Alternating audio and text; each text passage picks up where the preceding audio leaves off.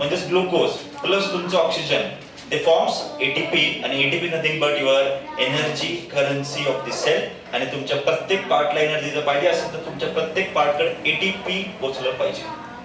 So ATP शिवाय तुमच्या बॉडीमध्ये कुठल्याच पार्टला एनर्जी भेटत नाही. कळालं का?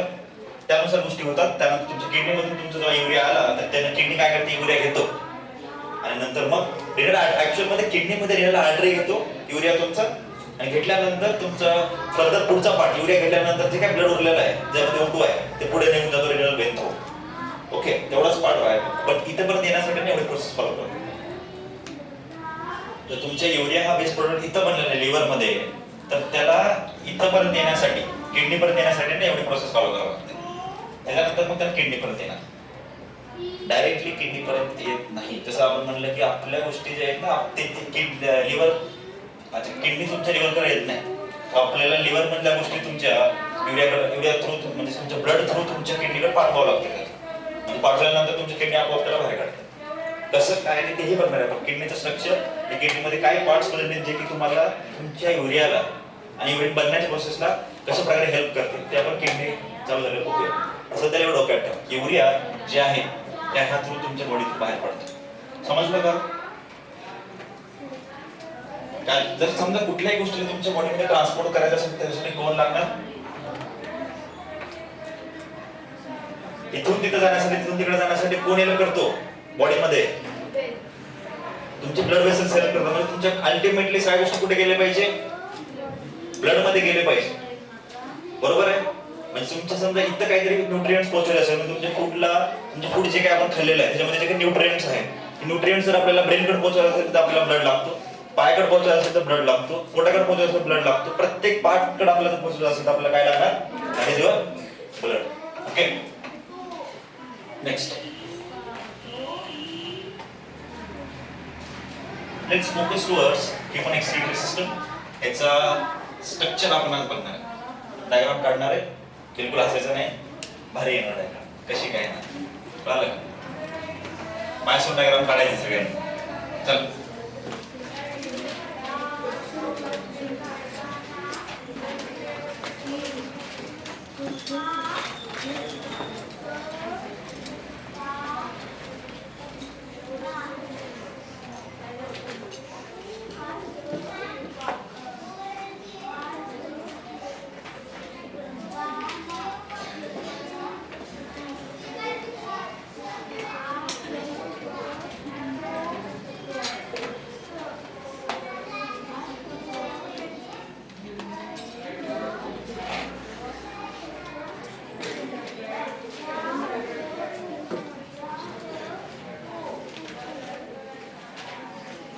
आवाज नकोय मला. डायग्राम काढायला सांगितलं, बोलायला नाही सांगितलं.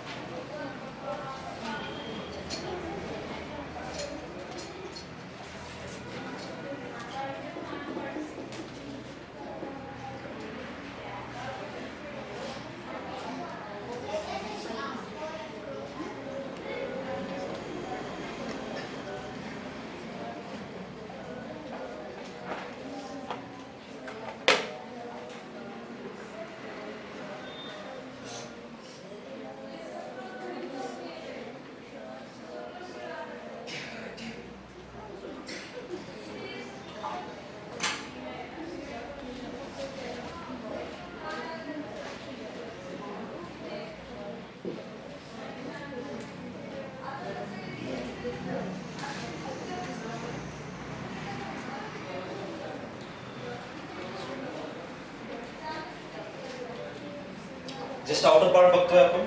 त्याच्यानंतर आपण टोटल किडनी मध्ये जातो. तर एक किडनी मध्ये आपण फोकस करणार. ते आउटर पार्ट बघतोय. ओके, ज्यामध्ये जर आपण बघितलं तर हे दोन पार्ट्स आहेत. एक 2 किडनीज असतात तुमच्या बॉडीमध्ये. ऍक्च्युअल मध्ये 2 पेअर ऑफ किडनीज असतात. कोणाच्या मध्ये 3 आहेत का?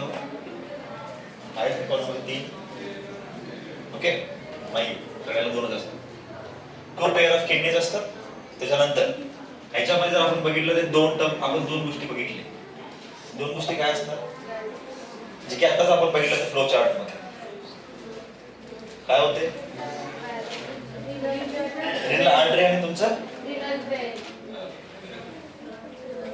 रिनल आर्टरी आणि तुमचं रिनल वेन. ओके, त्याच्यानंतर पर्टिक्युलर हे जे 2 पेअर्स आहेत ही वाला याला आपण युरेटर्स.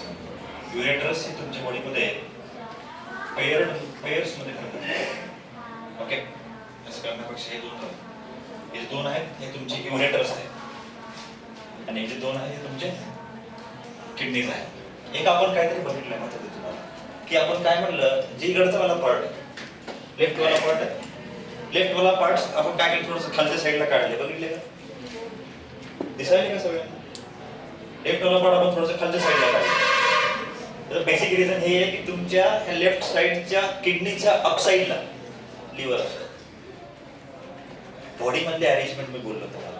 आपण काढत असताना काय केलं, हा राईट वाला पार्ट थोडंसं अप साईडला काढला, बघितलं तुम्ही सगळ्यांनी, आणि हा लेफ्ट वाला पार्ट थोडंसं खालच्या साईडला काढला. कारण तुमचा हा लेफ्ट वाला पार्टच्या अप साईडला काय प्रेझेंट आहे, liver. Liver is nothing but your largest gland of your body, right. तर तुमच्या लेफ्ट किडनीच्या अप साईड सेक्शन मध्ये काय प्रेझेंट आहे, लिव्हर प्रेझेंट आहे. त्यासाठी आपण थोडंसं पार्ट खालच्या साईडला काढलं, कारण बॉडीमध्ये अरेंजमेंट अशाच प्रकारे आहे. ओके, त्यानंतर ही वाला जी पार्ट आहे that is your urinary bladder.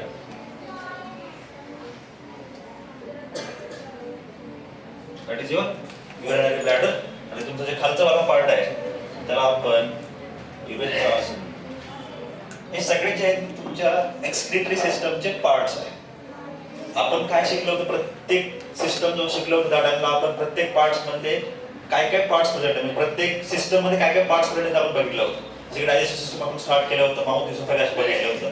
Respiratory system चालू केल्यानंतर आपण ट्रॅकिया, ब्रॉन्क्युल्स, अल्व्हिओलाई बघितले होते. सीव्हीएस चालू केल्यावर आपण चेंबर्स वगैरे बघितलं होतं, तुमचे व्हॅल्व्स वगैरे बघितले होते. त्याच प्रकारे आता आपण जर ह्युमन एक्सक्रिटरी सिस्टम बघतोय त्याच्यामध्ये हे पार्ट्स प्रेझेंट आहेत. So your human excretory system contains kidneys, ureters, urinary bladder, urethra. सगळे तुमच्या एक्सक्रिटरी सिस्टमचे पार्ट्स आहेत. Okay, 2 kidneys, urinary bladder, urethra, ureters. Okay, next move towards your kidneys.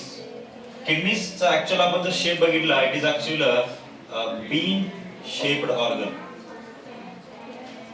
The kidney is a bean shaped organ.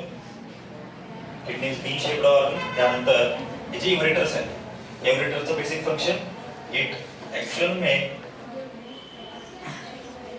carries urine. It carry urine. तुमचे युरेटर्स carry urine. Urinary bladder stores urine. Your urinary bladder stores urine. 2 pair of kidneys. The very first is the bean shaped organ is your kidney. म्हणजे तुमच्या bin सारखा एक organ असतो, हा तुम्हाला किडनीचा shape भेटणार.